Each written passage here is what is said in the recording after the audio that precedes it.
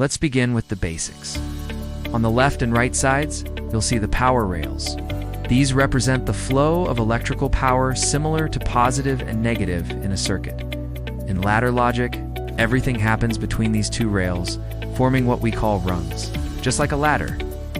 Now, the start button this is a normally open contact.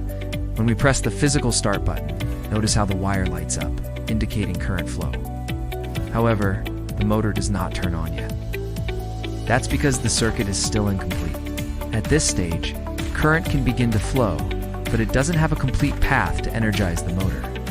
In ladder logic, every component must form a continuous path from the left rail to the right rail for the output to activate. Now, we complete the circuit by adding the necessary logic, typically including a contact that will allow the motor coil to energize.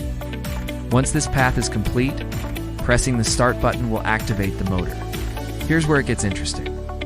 Once the motor is energized, a parallel contact, called a seal-in or holding contact, keeps the circuit closed. This means even when you release the start button, the motor continues running.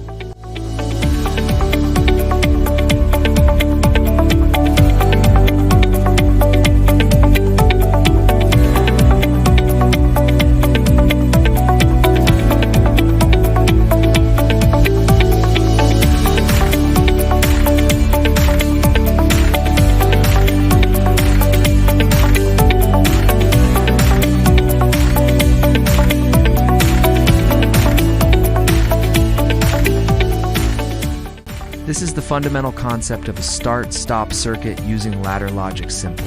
It's reliable and widely used in industrial automation. Now it's your turn. Go ahead and try it yourself. Don't just watch.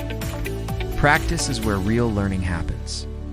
I highly encourage you to download the logo, Soft Comfort Software. It's completely free and perfect for beginners who want to learn. PLC ladder logic step by step. I've placed the download link in the comments below, so go check it out. Install it, and start building your own circuits. Try recreating this exact start, stop, and seal-in logic on your own. Once you get it working, you'll truly understand how it works.